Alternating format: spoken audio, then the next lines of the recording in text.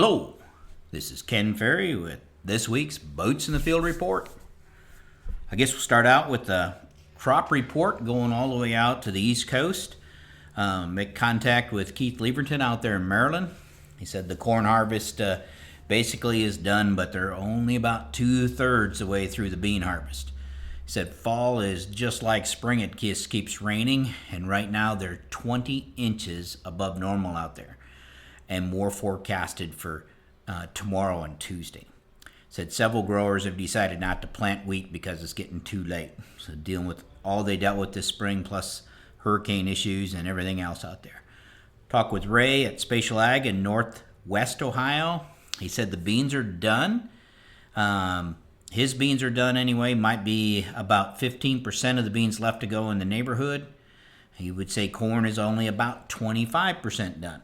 It's coming in at about 20% moisture.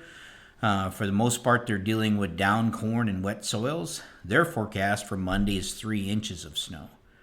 Ray said their best corn is coming from the heavier ground. The lighter ground is off the mark. They had 33 days this summer above 90 degrees, and it took its toll on that lighter ground. Talked with Missy Bauer in Coldwater, Michigan.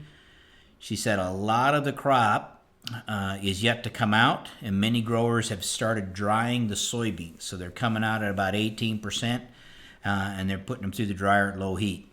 Said they could have harvested them a month ago at 18%, but it's getting too late now, and this may be the only way they would get this done before they run into major weather issues.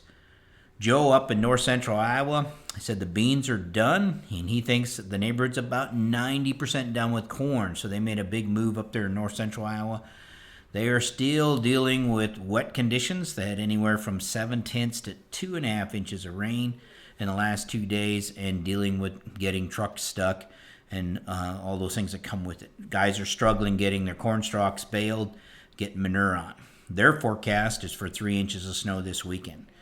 Snowed on and putting in the crop. Looks like it's going to do the same at harvest. Talk with Matt there at Rhinebeck, Iowa. It sounds like they're in the last 1/3 of the harvest. Still fighting wet fields and rain. Corn yields are not as good as last year, but they're going to be well above average. Here locally, the Illinois farmers continue to fight the weather, the down corn, and elevator slowdown as they finish up. But I think in most areas, it's about a wrap here in the state. Yesterday's maximum 4-inch soil temperature did drop below 50 degrees in the northern half of the state. The central and southern part of the state is still in the mid to upper 50s. If this forecast is right, for you guys that are true stewards to your nitrogen, you should be able to start fall applications next week. I've been fielding a lot of calls about next year's crop, especially in this marketing climate. Some talk about beans on beans, most of this coming from the areas with tougher yields. As we pour through our plots for this year, we do have several bean on bean plots. We tell you to figure for a 5 to 6 bushel yield hit in beans on beans compared to rotated beans. This year looks to be no different. We are seeing beans on beans lag behind rotated beans about 5 to 7 bushel.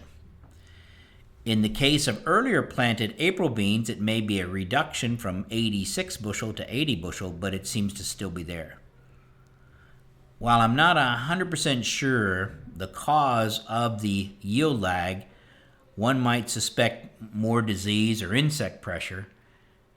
With that said, this year is looking to be a good year for bean fungicide insecticide applications.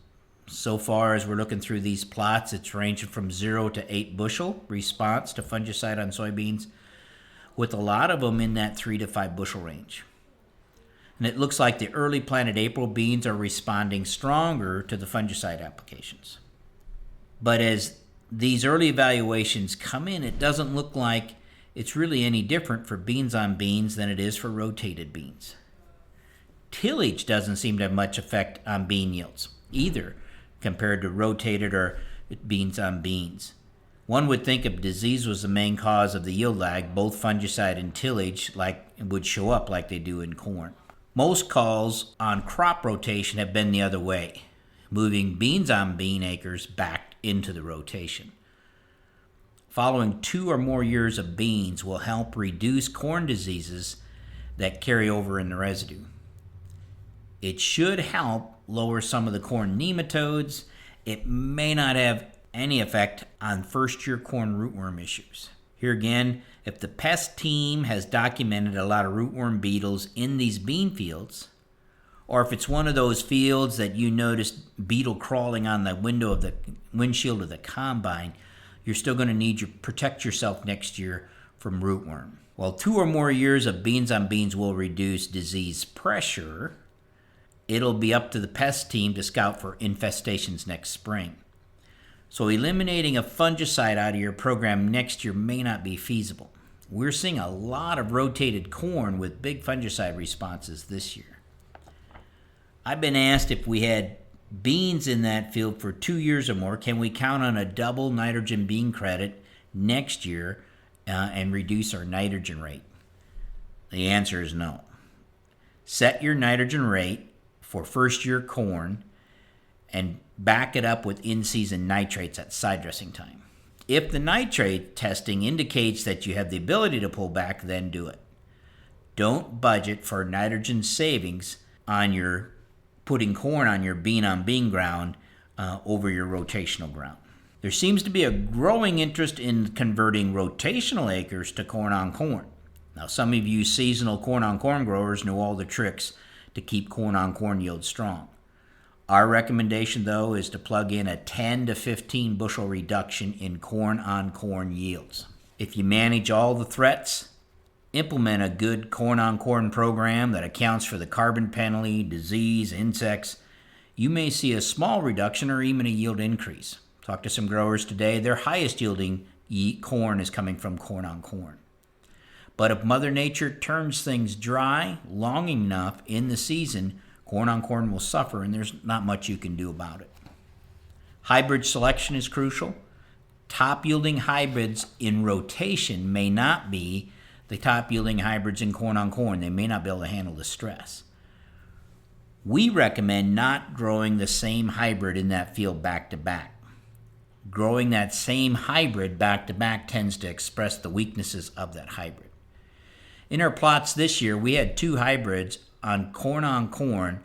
One hybrid was 6 bushel behind the other, until we got to the part of the field where that hybrid was planted last year and it fell 36 bushel behind. This was a corn-on-corn field that was tilled and sprayed with a fungicide. So rotate the genetics, and even then try to rotate your weaknesses. If this year's hybrid had a poor GLS score, try to come back with one that has a good score. We will have high amounts of GLS inoculant to deal with next year. And some hybrids just don't belong in corn-on-corn. So spend some time researching the right ones. A good seedsman here can make a big difference. In short, plug in all cost when making decisions on your rotation change, fertility, insecticide, fungicide, tillage, as well as how it changes harvest plans. A lot of extra beans this year put the crunch on the harvest. And then don't forget insurance, or Mother Nature throws you a curveball, so you get yourself covered. As I speak, the crew is harvesting the last of the 218 plots. That is, unless we've missed one. So if you still have a plot and you're expecting us to help harvest, call the office and let Isaac and his crew know.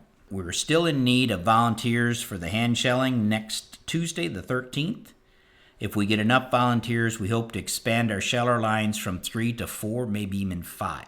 This would really speed things up. We are also in need of a moisture tester that also tells test weight. If anyone has one that we could borrow for the day, it would be greatly appreciated. Don't forget, Sunday is Veterans Day. We here at CropTech want to thank all veterans and their families. It's because of your sacrifice that we get to farm in this great country. To stay up to date, check out our website at croptechinc.com and subscribe to our podcast, Boots in the Field Report. Keep her safe, keep her moving.